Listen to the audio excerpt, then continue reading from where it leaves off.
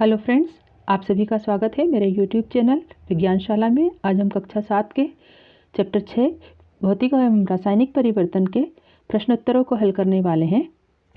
प्रश्नों को हल करने की शुरुआत से पहले आपसे निवेदन है कि यदि आप मेरे यूट्यूब चैनल पर नए हैं या आपने अभी तक चैनल सब्सक्राइब नहीं किया है तो प्लीज़ चैनल को सब्सक्राइब करें, लाइक करें और शेयर करें।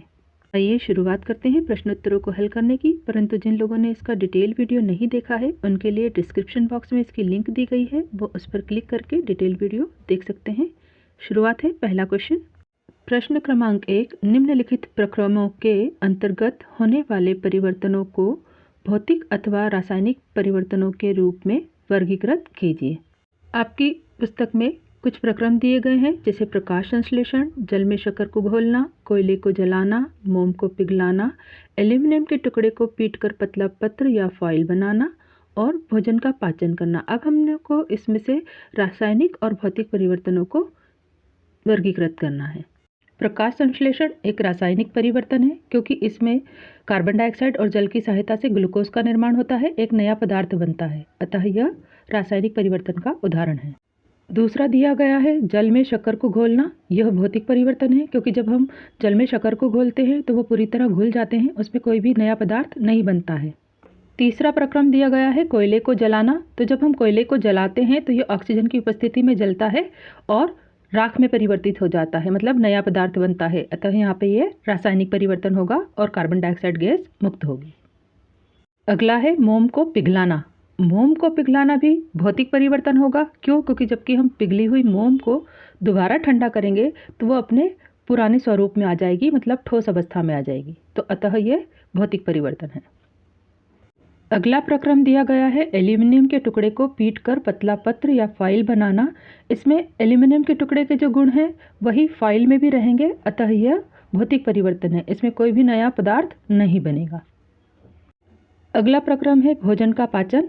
भोजन का पाचन एक रासायनिक क्रिया होती है। इसमें हम बहुत सारे पदार्थ मुख गुहा में ग्रहण करते हैं, चबाते हैं और यह हमारे आमाशय में जाता है, जहाँ पर विभिन्न प्रकार के एंजाइम इस भोजन का पाचन करते हैं।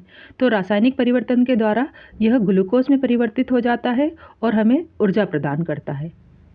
अगला प्रश्न क्रमांक 2 दिया गया है, बताइए कि निम्नलिखित कथन सत्य है अथवा असत्य है। यदि कथन असत्य हो तो अपनी अभ्यास पुस्तिका में उसे सही करके लिखिए। पहला कथन दिया गया है, लकड़ी के लट्ठे को टुकड़ों में काटना एक रासायनिक परिवर्तन है। तो यह कथन असत्य होगा, क्योंकि लकड़ी के टुकड़े में जो गुण होंगे वो उसके लट्ठे में भी होंगे, तो यह भौतिक परिवर्तन का उदाहरण है। तो उसका सही कथन हम क्या लिखेंगे कि लकड़ी के लट्ठे को टुकड़े में काटना एक भौतिक परिवर्तन है। अगला कथन दिया गया है, पत्तियों से खाद का बनना एक भौतिक परिवर्तन है। ये कथन भी क्या होगा? असत्य होगा, क्योंकि पत्तियों के जो गुण होते हैं वो खाद में उर्वरक के रूप में परिवर्तित हो जाते हैं, तो यहाँ पर रासायनिक परिवर्तन होता है। तो सही कथन क्या बनेगा कि पत्तियों से खाद का बनना एक रासायनिक परिवर्तन है। तीसरा कथन दिया गया है, जस्ते अथवा जिंक से लेपित लोहे के पाइपों में आसानी से जंग नहीं लगती। हम पढ़ चुके हैं कि ये जो प्रक्रिया होती है यह गैल्वेनाइजेशन कहलाती है या यशद लेपन कहलाती है।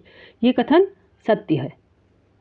अगला चौथा कथन दिया गया है, लोहा और जंग एक ही पदार्थ है। नहीं, यह असत्य कथन है, क्योंकि लोहा इसके गुण अलग होते हैं और जब यह नमी में ऑक्सीजन से क्रिया करता है तो आयरन ऑक्साइड बना लेता है, जो कि जंग का रूप है। तो दोनों चीज पदार्थ अलग अलग होंगे और यहाँ पर रासायनिक परिवर्तन हो जाएगा। अंतिम कथन दिया गया है, भाप का संघनन रासायनिक परिवर्तन नहीं है। ये कथन सत्य है, क्योंकि भाप पानी का स्वरूप है और ठंडा होकर ये वापस से जल में परिवर्तित हो जाएगा, तो यहाँ पर यह भौतिक परिवर्तन का उदाहरण है। प्रश्न क्रमांक 3, निम्नलिखित कथनों में रिक्त स्थानों को भरिए।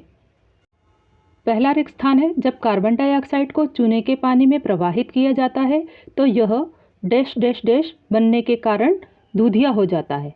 स्थान में हम भरेंगे कि कैल्शियम कार्बोनेट बनने के कारण इसका रंग दूधिया हो जाता है। दूसरा कथन दिया गया है कि खाने के सोडे का रासायनिक नाम रिक्त स्थान है। तो सोडियम हाइड्रोजन कार्बोनेट खाने के सोडे का रासायनिक नाम है। तीसरा कथन दिया गया है, ऐसी दो विधियां जिनके द्वारा लोहे को जंग लगने से बचाया जा सकता है डैश डैश में हमें क्या भरना है, एक तो हम पेंट करके उसे बचा सकते हैं और दूसरा ग्रीस लगाकर। चौथा कथन है, ऐसे परिवर्तन भौतिक परिवर्तन कहलाते हैं जिसमें किसी भी पदार्थ के केवल भौतिक गुणों में परिवर्तन होता है, जैसे उसकी अवस्था, रंग, आकार बदलेगा, बाकी उसके रासायनिक गुण के आधार पर नए पदार्थ का निर्माण नहीं होगा। ऐसे परिवर्तन जिसमें नए पदार्थ बनते हैं डैश डैश परिवर्तन कहलाता है। तो ऐसा परिवर्तन हम जानते हैं क्या कहलाता है, जिसमें नया पदार्थ बन जाता है, उसको हम कहते हैं रासायनिक परिवर्तन। तो दोस्तों आज हमने 3 प्रश्नों को हल किया। बचे हुए प्रश्न हम अगले वीडियो में हल करेंगे। तब तक के लिए धन्यवाद। और हाँ, जिन्होंने मेरा चैनल सब्सक्राइब नहीं किया है वो प्लीज़ चैनल को सब्सक्राइब करें। मिलते हैं जल्दी ही नेक्स्ट वीडियो में। Thank you to all.